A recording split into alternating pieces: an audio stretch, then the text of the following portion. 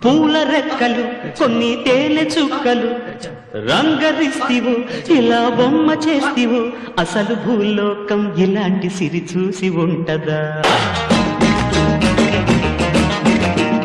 కనుక ఈ చిత్రం స్వర్గానికి చెంది ఉంటదా పూల రెక్కలు కొన్ని తేనె చుక్కలు రంగరిస్తివు ఇలా బొమ్మ చేస్తివు అసలు భూలోకం ఇలాంటి సిరి చూసి ఉంటదా కనుక ఈ చిత్రం స్వర్గానికి చెంది ఉంటదా పూల రెక్కలు కొన్ని తేనె చుక్కలు